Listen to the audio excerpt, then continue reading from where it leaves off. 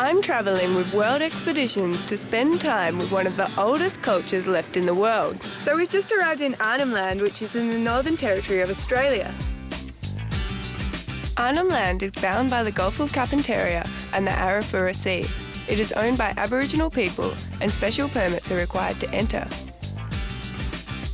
We've been invited by the Documentaries land management team to help them with their coastal cleanup project. On our arrival, we were welcomed with a traditional smoke ceremony.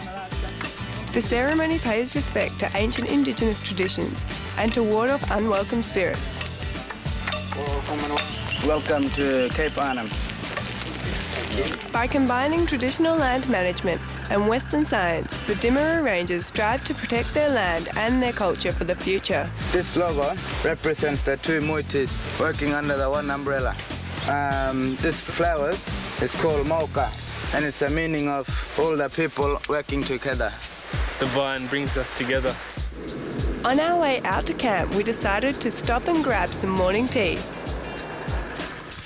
We're getting danpala, which is a mud mussel, and we're just collecting some to eat. I guess wading through ankle-deep mud is one way to get something to eat. These mud mussels have been a source of protein for the people of Arnhem Land for thousands of years. Now, to see what they taste like. Mud mussel even.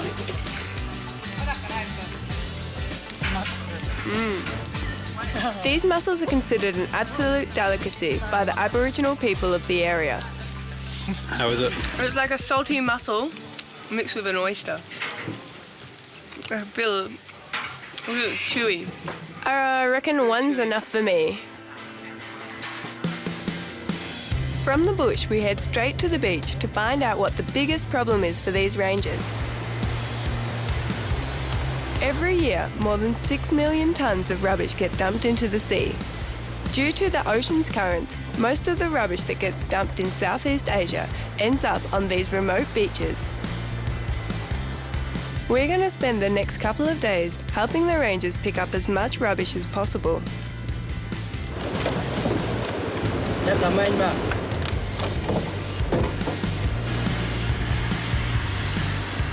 As we walked up the beach picking up rubbish, Ranger Gather spotted a turtle's nest.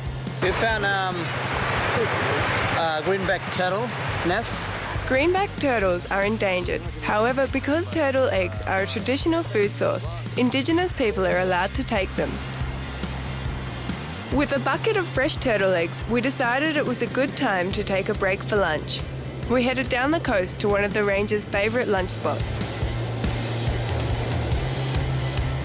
Fresh oysters off the rocks. I couldn't bring myself to eat a turtle egg, but I'm happy to get stuck into oysters. I've eaten a lot of good oysters in my life, but without a doubt, these were the best I've ever had. If you're not too keen on the idea of raw oysters, the rangers have figured out a way to lightly toast them. With no supermarkets around, oysters and turtle eggs are a part of the daily diet up here. After lunch, we decided to get out of the heat and head back to camp. On the way back to camp, the rangers collected some firewood and some thin trees so that they could show us the skills of spear making. And we're making spear. Spear making is a tradition that is passed down from elders to young men, and only men are allowed to make spears. And what really surprised me is that these spears are still commonly used for fishing. The next morning, we head back to the coast to spend another day picking up rubbish. One of the main things that wash up here are ghost nets. Ghost nets are fishing nets that have fallen off or been abandoned at sea by fishing trawlers. They have a devastating impact on the environment. They drift through the oceans, entangling and killing all sorts of marine life. The rangers' main objective is to get the nets off the beach before they get swept back out by the tides and do more damage. I couldn't believe it, but over 2 days we managed to pick up about 1.7 tonnes of rubbish, which can give you a pretty good idea of how much rubbish is still out there. It's been a real treat coming out here and working with the Dimmeroo land management team. I've learnt loads about Indigenous culture, and cleaning up the beach has been really quite rewarding.